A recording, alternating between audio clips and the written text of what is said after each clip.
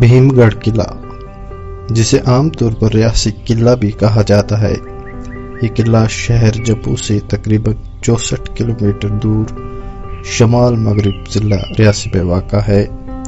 بھیم گڑھ قلعہ ابتدا میں خالص مٹی اور گارے سے تعمیر کیا گیا تھا۔ بعد ازاں مہاراجہ رشی پال رانا کے بیٹوں نے اس کو دوبارہ سے تعمیر کیا اور تعمیر میں پتھروں کا استعمال کیا گیا۔ قلعے کی تعمیر میں استعمال کیے گئے پتھروں پر دل لبھانے والی کشیدہ کاری کی گئی ہے، جسے دیکھنے کے بعد انسان اس قلعے کو بار بار دیکھنے کی تمنا کرتا ہے۔ تاریخ یہ بتاتی ہے کہ مہاراجہ اس قلعہ کو کسی ہنگامی صورتحال میں استعمال کیا کرتے تھے۔ قلعے میں ایک مندر، تالاب، مختلف سائز کے کمرے بنائے گئے ہیں، جبکہ مہاراجہ کا خزانہ اور اسلحہ خانہ بھی اسی قلعہ میں ہوتا تھا۔ انگریز دور حکومت میں اس قلعہ میں قائم اسلحہ خانہ تباہ کر دیا تھا، جبکہ خزانے کو یہاں سے جموں منتقل کر دیا گیا تھا۔ ناظرین، آپ کو بتا دیں کہ 18ویں صدی میں قلعہ کی تزئین و آرائش کا آغاز جموں کشمیر کے گلاب سنگھ نے کیا تھا اور یہ 1841 تک جاری رہا۔ مہاراجہ گلاب سنگھ کے انتقال کے بعد ان کے وارث مہاراجہ رنبیر سنگھ اور مہاراجہ پرتاپ سنگھ نے بھیم گڑھ قلعے کو خزانے اور اسلحہ خانہ کے طور پر استعمال کیا۔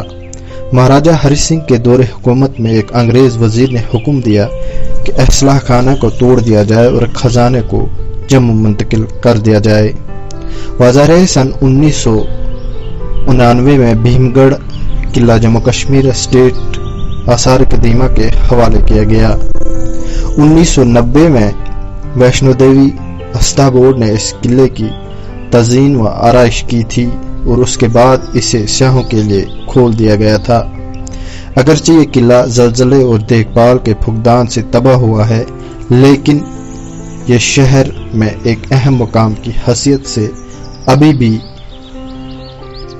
کھڑا ہے اور آثار قدیمہ اور صوبہ جموں کی لیڈرشپ کی ناکامی اور بے حسی کی کہانی پیش کر رہا ہے۔ موجودہ وقت میں اس قلعے کی حالت انتہائی خستہ ہو چکی ہے۔ محکمہ آثار قدیمہ کی عدم توجہی اور جموں لیڈرشپ کی لاپرواہی کی وجہ سے قلعے کے آس پاس اور اندر جھاڑیاں اگائی ہیں اور انسان قلعے کے اندر داخل ہونے سے گھبراتا ہے۔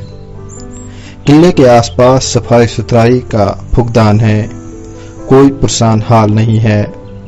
گو کہ بھیم گڑھ قلعے کی تاریخ اور اس کا خوشحال ماضی جاننے کے بعد دور دور سے یہاں سیلانی آتے ہیں، لیکن داخلی گیٹ کے اندر قدم رکھتے ہی جب گندگی کے بڑے ڈھیر دکھائی دیتے ہیں تو مایوس ہو کر واپس لوٹ آتے ہیں۔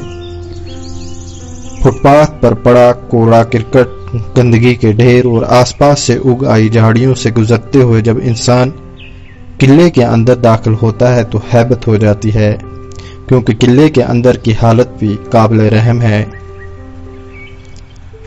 صفائی ستھرائی کا نظام تو دور کی بات، لیکن یہاں پر آثار قدیمہ کا کوئی اہلکار بھی دکھائی نہیں دیتا، جس سے یہ محسوس کیا جاتا کہ تباہی و بربادی کی آخری کگار پر یہ بیش قیمتی اثاثہ واقعی محکمہ آثار قدیمہ کے کنٹرول میں ہے۔ اپنے خوشحال ماضی کی آخری پڑاؤ پر زمین بوس ہوتے ہوئے اس قلعے پر آثار قدیمہ کی توجہ کے کوئی آثار نظر نہیں آ رہے ہیں اور نہ ہی مقامی لیڈرشپ کی غفلت سے بیدار ہونے کے کوئی آثار دکھائی دیتے ہیں۔ توجہ نہ دی گئی تو چند ہی برسوں میں ماضی کا یہ شاہکار بھیم گڑھ قلعہ بہت جلد قصہ پارینہ بن جائے گا۔ حکام کی عدم توجہی کا جو عالم دیکھنے کو مل رہا ہے، اس سے یہ صاف طور پر اخذ ہو رہا ہے کہ بہت جلد آثار قدیمہ کے اس بیش قیمتی نمونے کا نام و نشان تک مٹ جائے گا، پھر نہ کوئی گڑھ دکھائی دے گا اور نہ ہی گڑبڑ۔ لیکن مقامی لیڈرشپ، بالخصوص صوبہ جموں کی لیڈرشپ سے اہلیان ریاسی کا مطالبہ ہے کہ اس بیش قیمتی عوامی اثاثہ کو بچانے کے لیے خواب غفلت سے بیدار ہو جائیں اور حکام کے بحر کانوں تک یہ آواز پہنچائیں تاکہ آنے والی نسلیں اس قیمتی اور تاریخی اثاثے کی تاریخ سے محروم نہ ہو جائیں۔